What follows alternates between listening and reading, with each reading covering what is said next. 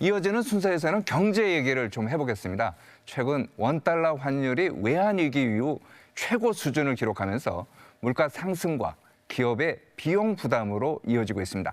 주식시장도 영향을 많이 받고 있습니다. 이어건 금융위원장과 함께 구체적인 시장 안정 조치 그리고 서민 금융 정책을 점검해 보겠습니다. 먼저 저희가 마련한 영상 보시겠습니다.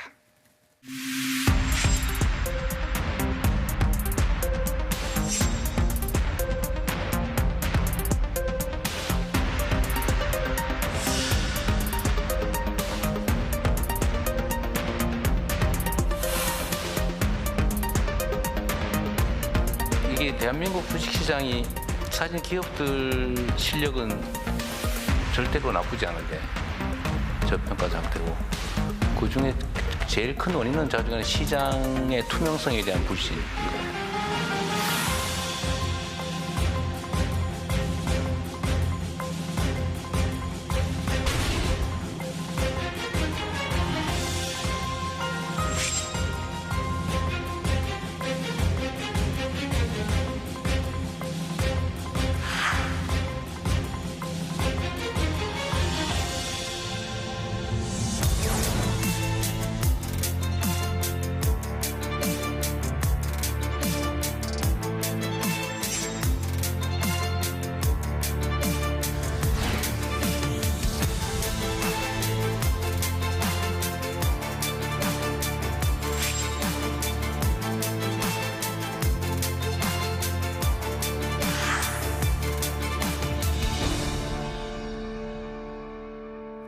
네, 지금부터는 우리 금융시장 상황 긴급 진단해 보겠습니다. 우리나라 금융정책을 총괄하는 분이시죠. 이어건 금융위원장 오셨습니다. 안녕하세요. 네, 안녕하세요. 바로 질문 드리겠습니다. 네. 괜찮으시죠? 네. 지금 우리 금융시장 상황, 위원장께서는 어떻게 보십니까?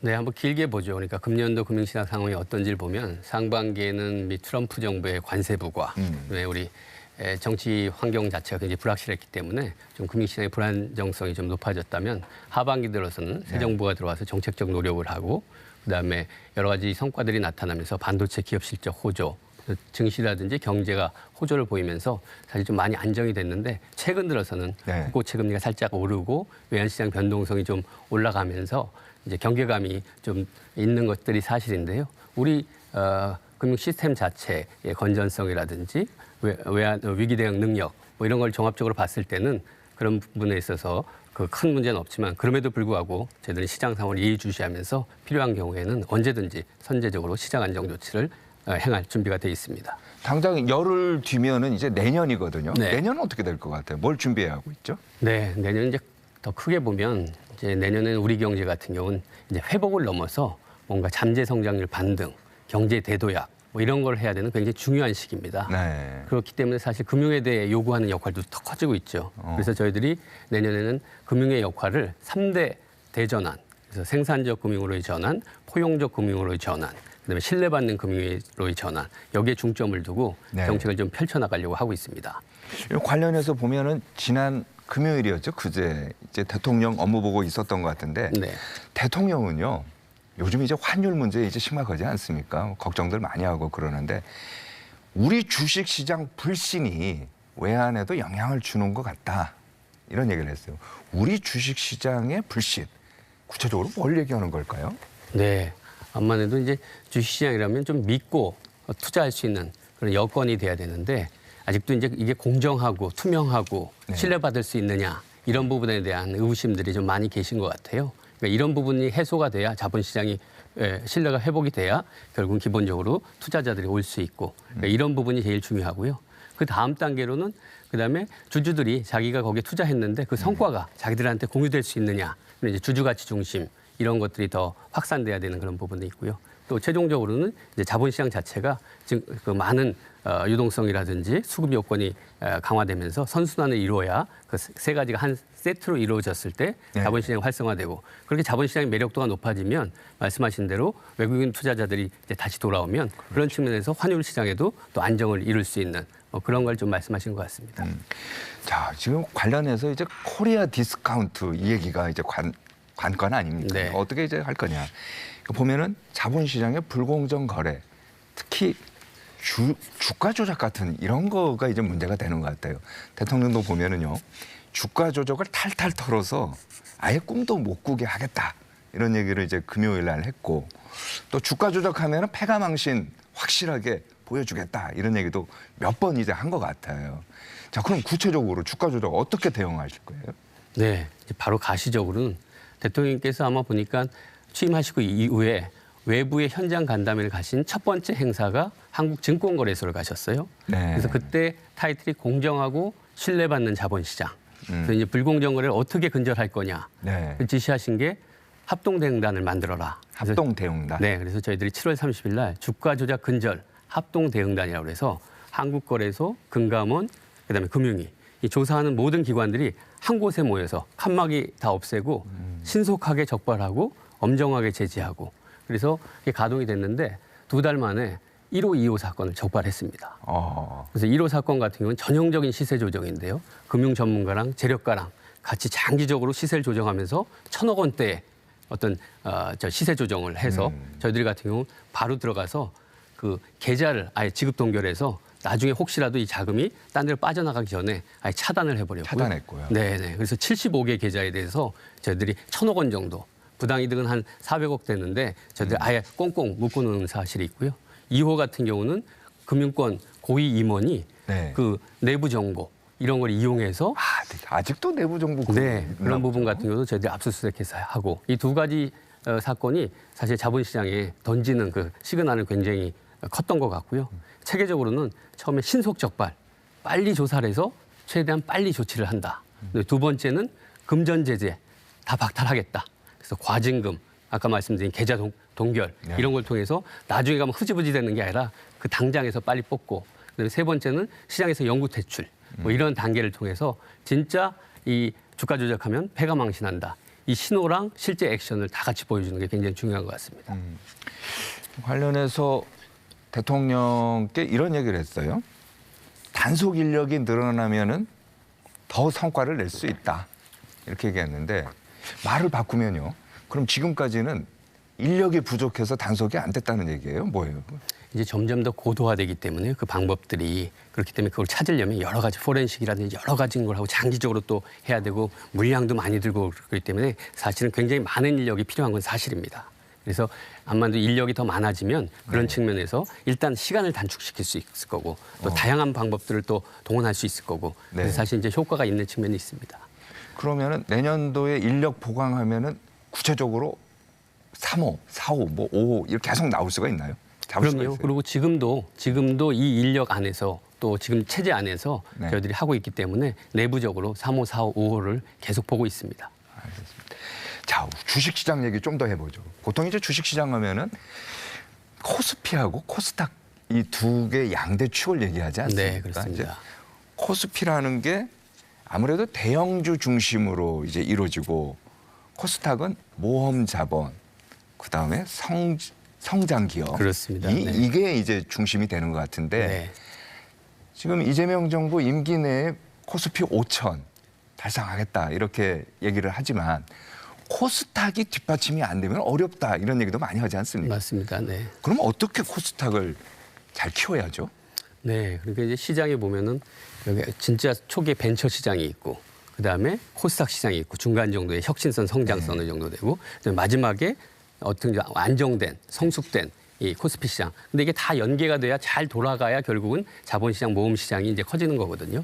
그런 측면에서 이제 코스닥 시장이 굉장히 중요합니다. 혁신 기업의 요람이고 어떻게 보면 이제 혁신을 거기서 발휘하는 핵심 플랫폼인데 그런 측면에서 저희들이 이번에 그 신뢰와 혁신을 같이 제고하는 그런 방안으로 신뢰와 혁신. 네. 이게 이제 두 가지 시각이 있는데요. 벤처 투자하시는 분들이나 벤처 캐피탈이나 벤처 기업 하시는 분들은 좀 문호를 많이 열어달라. 그래서 상장할 수 있는 기회를 많이 제공해달라. 일단 돈이 들어와야 될 거 아니에요. 네. 근데 또 한편으로는 투자자 입장에서는 예. 신뢰가 돼야 된다. 거기에 너무 부실 기업들이 그렇죠. 퇴출이 안 되고 쌓여 있으니까 더 좋은 기업이 들어갈 수 있는 공간을 막아버리는 거다. 그러니까 이걸 빨리 신속하게 퇴출을 시켜야 그래야 결국은 신뢰가 쌓이고 그러면서 거기에 자금이 모일 수 있다. 이 두 가지 상반된 시각이 있는데요. 저희들이 그래서 상장은 원활하게 해줄 수 있게 맞춤형 기술 특례 상장이라고 그래서 혁신성이나 사업성이 보장만 되면 좀 빨리 갈 수 있는 것들을 네. 이제 특별히 더 맞춤형으로 바이오에 국한돼 있던 거를 AI, ESS, 우주산업 이런 부분들은 저희들이 더 빨리 갈 수 있는 그 틀을 하나 만들어 놓고요. 대신 부실 기업들은 더 빨리 신속하게 퇴장될 수 있도록 저희들이 그런 조치들, 상장 요건 같은 걸 강화해서 실제로 금년부터 과거 3년 동안 매년 한 15개 정도가 퇴출 결정을 받았다면 금년에는 벌써 38개가 상장 폐지 결정을 그게 받을 수 쉽게 있습니다. 말해서 다산다사인가요? 그렇습니다. 많이 만들고 태어나게 하고 또 많이 죽이겠다. 다산다사. 그러니까 신뢰에 기반해서 역동성을 높이는 거죠. 연기금을 진입시켜야 된다 이런 얘기도 했다고 하는데 이건 어떤 거예요? 네, 지금도 코스닥 시장을 보면 개인 투자자가 한 80% 되고요. 그다음에 연기금 기관 투자가들이 한 4.6%. 그러니까 굉장히 어떤 고위험 시장인데 개인들 위주로 돼 있으니까 변동성이 더 커지고 네. 그러다 보면 자칫 잘못하면 주가 조작이나 이런 거에 많이 휩쓸릴 수가 있고 그러니까 안정적 기반을 위해서는 기관 투자가들이 들어오는 게 굉장히 중요한데 이걸 억지로 하게 할 수는 없으니까 그 유인 구조를 어떻게 만들 거냐. 그래서 저희들이 연기금에 대해서는 기금 운용 평가라고 하는 것들이 있는데 그 평가할 때 그 벤치마크를 지금 코스피 지수만 들어가 있는 거를 코스닥 지수도 거기에 좀 일부 반영하는 그런 장치를 통해서 자연스럽게 이쪽으로 들어올 수 있는 그런 인센티브 구조를 좀 만들려고 하고 있습니다. 알겠습니다. 좀 전에 이제 자막에 위원장님 이름이 이제 나갔는데요. 좀 분위기 좀 낮추기 위해서 이름이 참 특이해요. 네. 2억 원이요. 네. 1억 원, 2억 원, 3억 원 할 때 2억 원 같은 네. 그런 얘기 많이 듣지 않습니까? 어떻습니까? 금융위원장이 또 2억 원 이름이 좀 특이하기도 한데요. 맞습니다. 이름이랑 하는 일이랑 잘 맞다고 하시는데요. 대신 이름의 액수가 요즘은 너무 작다고 그러시는데 제가 원자 돌림이라서요. 아버님께서 진짜 네. 돈 이름을 줘주신 것 같아요. 근데 이제 가운데 자 하나만 선택하면 되는데 그 당시 억도 있고 조도 있었을 텐데 아마 그 당시는 제가 태어났을 때 조는 비현실적인 숫자여서 그러는데 네. 제가 그래서 농담삼아 제 이름을 가장 대표적인 미래 예측 실패 사례다. 좀 더 크게 졌어야 되지 않나 그렇게 생각하고 있습니다. 네, 알겠습니다. 자, 최근에 보면요. 위원장께서는 첨단 산업에 투자하는 150조 규모의 국민 성장 펀드 이걸 이제 공식적으로 발표하겠는데 국민 성장 펀드 프로그램 보시는 시청자분들이 잘 모를 수도 있거든요. 어떤 겁니까? 네, 지금 이제 글로벌 상황을 보면 AI, 반도체 등 첨단 전략 산업을 선점하기 위한 각국 간의 총성 없는 전쟁이 계속 치열해지고 있습니다. 그렇죠. 근데 그 앞단을 보면 다 기술 전쟁입니다. 어떻게 기술을 확보할 거냐. 근데 뒷단을 보면 투자 전쟁입니다. 여기 막대한 투자 자금이 필요한데 과연 그 나라가 어떻게 신속하게 그 막대한 자금을 동원해낼 수 있느냐. 금융의 싸움입니다. 근데 이게 너무 불확실성이 크기 때문에 그냥 단순히 개별 기업이나 그러면 금융기관, 민간 금융만 갖고는 이 모금 자본을 동원해낼 수가 없습니다. 근데 이제 공공분이 들어가서 위험을 먼저 분담을 해주고 그다음에 앵커 투자자로서 마중물 역할을 해주면 그때는 민간 자금이 들어올 수 있거든요. 네. 그러니까 이런 측면에서 국민성장펀드는 한국판, 그러니까 글로벌 투자 전쟁에 대비하기 위한 첨단 전략 산업에 대비하기 위한 우리 국가 대응 수단이다 이렇게 생각하시면 되고요. 그래서 정부가 공공 부분이 한 75조를 대고 민간 부분이 거기에 75조를 얹어서 150조를 만들고 이 자금은 우리 미래 향후 20년 한국 경제 미래를 책임질 성장 동력 산업, 첨단 전략 산업 그리고 관련 생태계 이런 데에 집중 투자하겠다 이런 메커니즘 되겠습니다.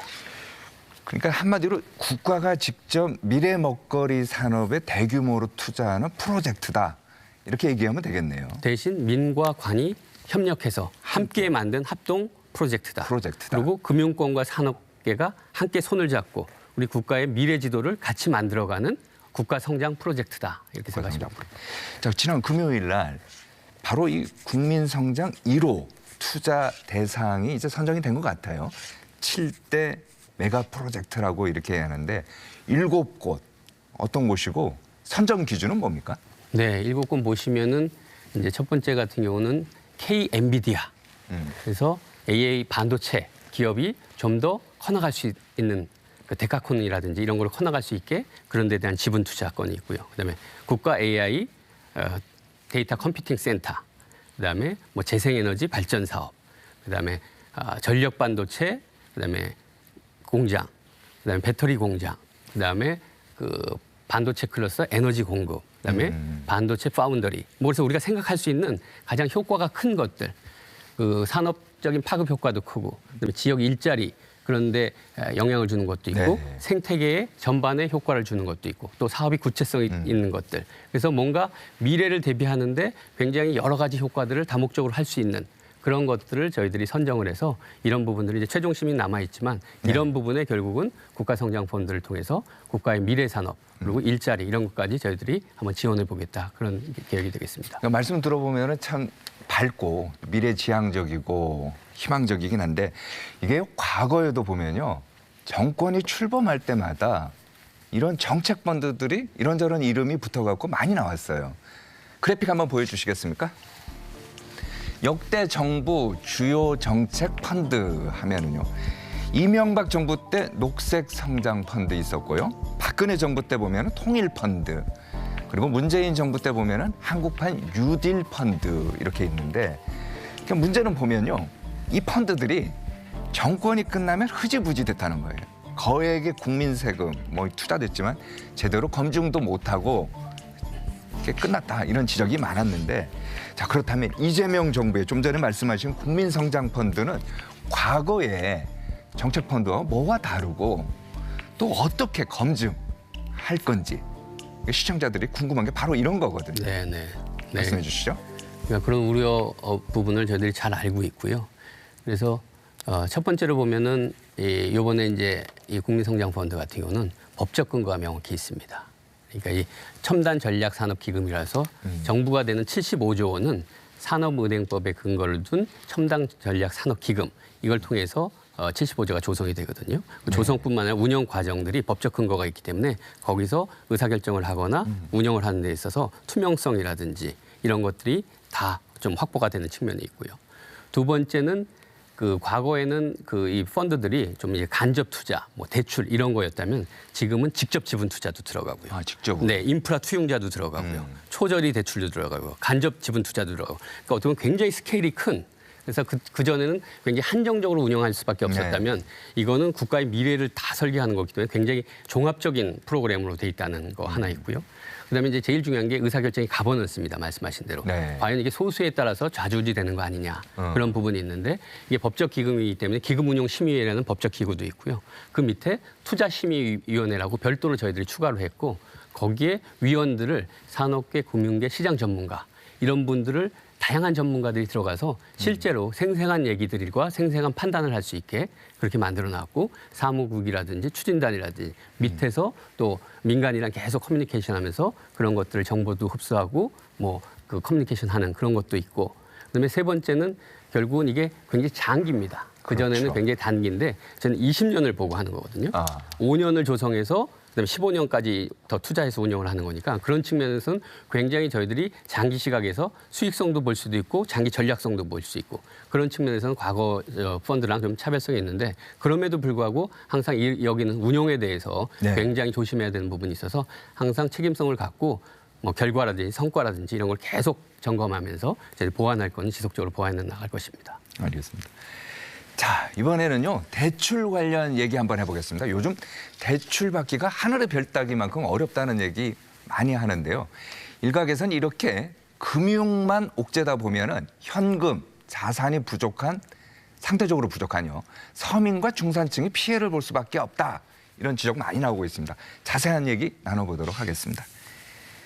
이거 보면은 최근에요. 주요 시중은행 마이너스 통장 사용액이 3년 만에 최대치라고 합니다. 이걸 어떻게 봐야 되냐면요.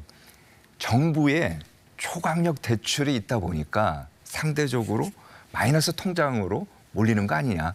일종의 풍선 효과라고 하죠. 풍선 효과 이런 얘기 나오는데 대출 규제 이거 좋긴 좋은데 실제 돈이 필요한 실수요자에 대해서는 좀 예외를 둬야 되는 것 아니냐. 이런 얘기도 많이 하거든요. 어떻게 보십니까? 네. 그러니까 이제 우리 한국 경제에 있어서 이제 부동산 문제, 그다음에 가계 부채 문제 이런 게 굉장히 잠재적인 리스크이기 때문에 네. 이제 저희들이 관리에 대해서 굉장히 신경을 쓸 수밖에 없는 측면이 있고요. 근데 이제 첫 번째 같은 건 이제 총량 관리가 있습니다. 총량 관리. 그래서 그렇죠. 연간으로 우리가 금년에 한 어느 정도 이 가계 대출을 가져갈 거냐. 연간 가계대출 총량. 네, 총량 증가율. 네. 그래서 보통은 이제 경상 성장률이 있기 때문에 그것과 같이 이제 보통은 가게 되는데 어떨 때는 이제 이것보다 많이 올라가기 때문에 그럴 때 이제 많이 문제가 생기는 건데 네. 지금 워낙 절대 수준이 높기 때문에 그 총량을 조금해서 경상 성장률보다 낮게 가면서 계속해서 연착륙해 갈 수밖에 없는 그런 상황입니다. 네. 그래서 이제 총량을 이제 만들어 놓으면 암만도 그걸 맞추려고 그러면 연말이나 특정 시기에 이제 몰릴 수밖에 없기 때문에 맞아요. 네, 지금 연말이 됐기 때문에 이제 아마 일시적으로 그렇게 몰리는 부분들이 있는데 이제 첫 번째는 이제 내년도에 만약 총량 관리를 어떻게 가져갈 거냐. 그게 궁금해요. 내년도에는 그러면 좀 풀어줄 건가요? 근데 이제 그 전반적인 상황을 좀 봐야 되는 거가 있어서요. 가계부채를 어떻게 관리해 갈 거냐에서 목표치가 결국 이제 부동산 시장이라든지 그다음에 그 경상 성장률이라든지 그래서 저희들이 이제 경상 성장률 그다음에 가계부채 증가 수준 뭐 이 부동산 상황 이런 걸 봐서 종합적으로 해서 이제 저희들이 결정을 할 건데요. 그럼에도 불구하고 이제 가계부채 안정적 관리 기조 이거는 계속해서 저희들이 일관적으로 가져갈 수밖에 없고 다만 이제 일정 특정 시기에 너무 쏠림이 있는 부분 이런 부분들 같은 경우는 저희들이 어떻게 좀 완충할 수 있는지 그런 부분들은 좀 해법을 생각해 보도록 하겠습니다. 한마디로 당분간은 강한 대출 규제 이 기조는 유지될 것 같네요. 네, 총량적인 측면에서는 네. 기본적으로 지금의 어떤 기조가 가계부채 관리라는 그런 측면에서 불가피한 측면이 있지 않나 그런 생각을 하고요. 다만 그 와중에 말씀해 주시는 것처럼 실수요자라든지 특정 시기에 몰리는 문제라든지 이런 부분들은 저희들이 또 해결해 나갈 부분이 뭐가 있는지 그건 또 살펴보도록 하겠습니다. 그러니까 이제 대표적인 게 이런 것 같아요. 뭐 이사자금이라든지 전세금 돌려줘야 되잖아요, 집주인이요. 근데 이제 돈이 딱 묶이다 보니까 참 이제 난감한 경우가 있는 것 같더라고요. 네, 네. 특히 연말에요. 이거 신경 써주시기 바랍니다. 자, 은행법 개정안 국회에서 최근에 통과되지 않았습니까? 네, 네. 이게 보면은 은행의 법적 비용을 대출 금리에 전가하지 못하도록 이렇게 한 건데, 자 이렇게 되면은 대출 금리가 좀 내려갈까요? 어떻게 될 것 같습니까? 효과요. 네, 그 법의 취지 자체가 결국은 그 법적 비용들을 가상금리 산정할 때 반영하지 말라고 그렇게 해놨기 때문에 결국은 이제 그런 부분들은 가산을 되지 못하는 부분이고요. 다만 이제 그게 시행일이 있고 또 신규 취급분부터 되니까 이제 그런 점에서 약간 시차가 있긴 하겠지만 네. 그 부분 자체는 결국은 금리 인하 효과가 되는데 더 중요한 건 이제 자꾸 그런 식으로 좀 경쟁이 더 촉진되면서 자동적으로 금리가 하방 압력이 될 수 있게. 예전에 내릴 수 있도록. 네, 대환대출 같은 경우도 금리 갈아타기를 저희들이 했거든요. 그랬더니 결국은 그 금리 경쟁이 되고 그러니까 어떤 경우는 자기가 고객이 떠나겠다 그러니까 그때 가서 어떻게 보면 더 낮은 금리를 또 제시하기도 하고 그러니까 다양한 측면에서 그 금리 부담을 낮출 수 있는 그런 방법들이 다각도로 저희들이 고민을 하고 있습니다. 그런데요, 만약에요, 은행들이요, 자신들의 수익을 이제 보전하기 위해서 지금 우대금리 좀 주고 있지 않습니까? 네, 우대금리를 내릴 수도 있지 않을까요? 그렇게 되면 피해는 또 소비자들이 겪는 것 같은데. 네, 그러니까 이제 그런 부분들이 어떻게 작동할 수 있는지 결국 시장 상황인 것 같은데요. 시장 상황에서 말씀 주신 대로 완전히 독점적 권한을 갖고 만약에 그렇게 한다면 그럴 수도 있겠지만 저희들이 말씀드린 대로 다양한 측면에서의 어떤 감시 노력도 있고 네. 그다음에 시장 압력 노력도 있고 그다음에 어떻게 보면 이제 금리 인하 요구권이라고 해서 어떤 측면에서는 자기의 소득이 늘었다는 걸 증명을 하면 금리를 또 낮춰줘야 되거든요. 그러니까 여러 가지 다양한 방식을 통해서 그런 것들이 시장에서 작동될 수 있도록 그런 부분들이 저희들이 만들어 나가도록 하겠습니다. 자, 그리고 진짜 돈이 필요한 사람은 아마 서민이 아닐까 이런 생각이 들어요. 그러니까 대통령은 이런 얘기를 했어요. 가난한 사람일수록 이자를 더 비싸게 부담하는 이거를 이제 금융 계급제라고 이렇게 표현하면서 비판을 했거든요. 서민을 위한 금융 정책 구체적으로 어떤 거 준비하고 있습니까? 네, 이번 이제 업무 보고 때 저희들이 발표를 했는데요. 진짜 돈이 필요하시고 가장 어려우신 분들이 금리가 더 높은 뭐 이런 부분에 있어서 이 부담을 어떻게 완화해 드릴 거냐 해서 정책 서민금융, 정부가 책임지는 정책 서민금융 같은 경우는 저희들이 4.5%짜리 낮은 금리에 새로운 정책 금리 금융 상품을 제공을 하는 걸 했습니다. 그래서 청년층 같은 경우 당장 어떻게 보면 교육을 받거나 학원비가 필요하거나 창업 준비비가 필요하거나 사회 진출하기 위한 네. 준비 자금 이런 거 같은 경우는 저희들 500만 원 4.5%. 그다음에 진짜 취약계층들이 생계 자금 이것도 4.5% 500만 원. 근데 더 중요한 건 이분들이 계속해서 신용을 쌓고 성실히 상환하고 그러면은 여기 정책 서민금융에서 점점 올라가서 제도권 금융으로 가서 정상적인 경제 생활과 금융 생활을 할 수 있게 네. 그 신용 사다리를 만들어 주는 거. 그걸 크레디트 빌드업이라고 그랬거든요. 네. 그래서 1차로 정책 서민금융에서 돈을 받고 잘 갚으면 2차로 100만 원짜리가 500만 원이 되고. 좀 더 증가시킨다는 거네요. 그다음에 거기서 성실히 상환한 게 기록이 되면 그 기록을 저희들이 은행권에 제공을 하면 은행권에서 그 기록을 받아서 3천만 원까지 이제 대출을 해주는 그런 식으로 사다리를 만들어서 어떻게 보면은 처음에 진입했다가 나중에는 정상적으로 가고 계속 그쪽으로 이제 이동을 시켜드리고 그 빈 공간은 또 새로운 또 취약계층을 좀 받아들이고 네. 선순환이 될 수 있는 그런 메커니즘을 저희들이 고민하고 있습니다. 그러니까 기존에도 보면은 모든 정부에서 서민금융 상품 이렇게 많이 내놨어요. 네. 근데 이거 보면은 말씀하신 것처럼 돈이 얼마 안 돼요. 몇백만 원밖에 안 되기 때문에 정작 이제 돈이 필요한 전세자금이라든지 뭐 생계비 이제 필요한 서민들에게는 뭐라고 할까요? 언발의 오줌 누기 이 표현이 맞는 것 같아요. 언발의 오줌 누기 되는데 지금 말씀하신 거 보면은 사다리를 타면서 점점 더 증가시키겠다는 거네요. 그리고 또 은행권 내에서도 제도권 금융 내에서도 보다 적극적으로 저신용자라든지 신용일이 없는 분들 같은 경우도 자기가 증명이 안 됐지 상환할 수 있는 능력이 있는 분들이 있으니까 네. 지금도 거기에 세희망홀씨라든지 중금리 대출이라든지 뭐 이런 부분들이 있거든요. 그러니까 이런 부분도 더 확대해서 그런 부분도 아까 말씀하신 대로 규모가 좀 있더라도 네. 좀 돈을 받을 수 있는 기회를 제공할 수 있게. 관련해서 이제 우리 금융산업 한번 이제 전반적으로 한번 봐볼게요. 이제는 이제 글로벌 시대 아닙니까? 시대의 흐름에 맞게 우리 금융산업도 좀 바뀌어야 될 것 같은데 과거처럼 부동산 담보대출로 이자 장사하던 이런 거는 이제 버려야 될 것 같고요. 위원장께서 생각하는 앞으로 대한민국의 금융산업 어떤 모습입니까? 네, 잘 지적해 주셨는데요. 이제 금융이 부동산 담보대출에 의지해 갖고 편하게 장사하던 시절에서 결국은 그게 한국 경제의 발전을 해서 얼마나 큰 기여를 하느냐. 이제는 미래나 기업, 앞으로 미래 쪽으로 자금이 흐름을 물꼬를 바꿔줘야 된다. 그래서 실물이 올라가야 거기서 성장된 산업들이 다시 금융에 먹거리를 주고 그러면서 금융과 실물이 동반 성장하고 지금처럼 금융만 그런 식으로 담보 위주의 장사를 하면 결국은 금융 자체도 지속 가능하지 않기 때문에 변해야 됩니다. 그리고 금융권도 그걸 인식하고 있습니다. 네. 그래서 이번에 금융권도 뭐 603조 원 화답을 했고요. 다만 이제 양적으로 끝나는 게 아니라 질적으로 실제적인 변화를 이끌어 가야 되기 때문에 예를 들면 은행 같은 경우는 이제 기업 금융 이런 걸 통해서 기업의 생산적 자금의 공급자 역할, 특히 또 중요한 게 증권입니다. 증권 같은 경우는 이제 모금 자본을 책임지고 공급해주는 진정한 IB. 그래서 한국판 골드만삭스를 저희들이 키우겠다. 네. 그래서 이제 초대형 자본을 가진 그런 증권사에 대해서는 발행어음 IMA를 허용을 하고 대신 거기에 25%는 모금 자본을 공급해라.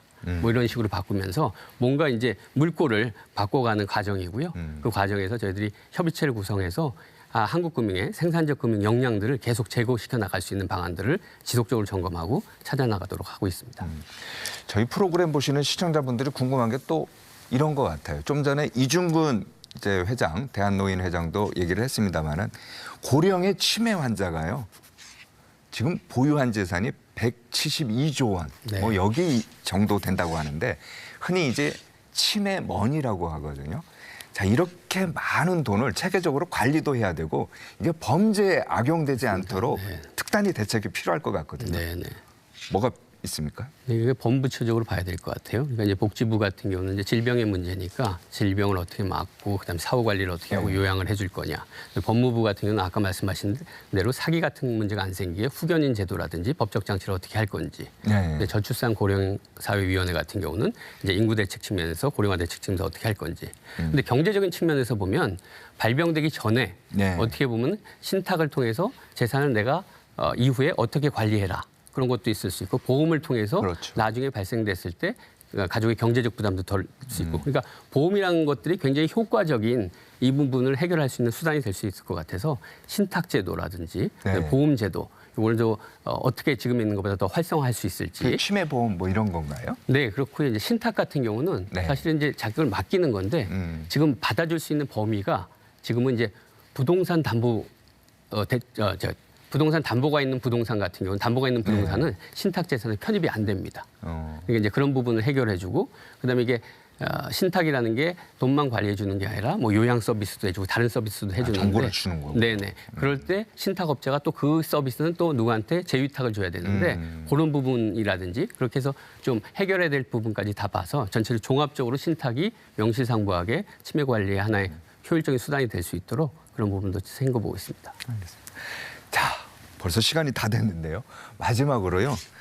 금융위원장으로서 미처 못다한 말씀이 있거나 또는 국민들에게 이것만은 꼭 전하고 싶은 말씀이 있다면 짧게 해주시죠. 네, 지금 한국 경제는 구조적으로 보면 이제 저성장, 양극화 이런 구조적 난제가 한국 경제를 짓누르고 있는데요. 이런 것들을 이제 금융 측면에서 어떻게 풀어나갈 수 있는지 그리고 그런 측면에서 금융에 대한 역할이 점점 점증하고 있는 것 같습니다. 그래서 저성장은 제가 말씀대로 생산적 금융을 통해서 그리고 금융이 부동산이나 금융 안에서만 도는 게 아니라 그리고 산업이라든지 미래의 길을 밝히는데 자금이 흘러가서 결국은 한국 경제의 미래를 더 도약시키면서 그게 다시 또 금융한테 선순환을 일으키는 그런 쪽으로 한번 가는 게 굉장히 중요하고요. 그다음에 양극화 문제 이것도 굉장히 심각한데 금융이 어떤 측면에서는 따뜻한 금융을 통해서 자꾸 취약계층도 금융의 접근성을 높이고 금융 부담을 낮춰줘서 이분들이 계속 자활하고 재기하고 그런 걸 할 수 있는 공간이나 그런 길들을 많이 열어준다면 그분들이 어떻게 보면 다시 한국 경제의 새로운 잠재력의 한 주체가 될 수 있기 때문에 그런 측면에서 저는 저성장, 양극화를 풀기 위해서는 금융의 역할이 굉장히 중요한 것 같고 그런 측면에서 저희들이 그 역할을 굉장히 막중히 인식하고 있습니다. 네, 오늘 말씀 고맙습니다. 네. 네, 정치적 갈등, 경제적 불확실성, 주변국들의 급격한 정세 변화까지 올 한 해 이루어진다는 라이브에서 다룬 내용에는 유난히 무거운 주제가 많았습니다. 이루어진다니 올 한 해 던진 수많은 질문들이 우리 사회의 해법을 찾는 작은 이정표가 되었기를 소망해 봅니다. 고단했던 2025년 수고 많으셨습니다. 2025년 마지막 방송으로 보내드린 이루어진다 라이브. 오늘은 여기까지입니다. 저희는 내년 1월 다시 찾아뵙겠습니다. 시청해주신 여러분 고맙습니다.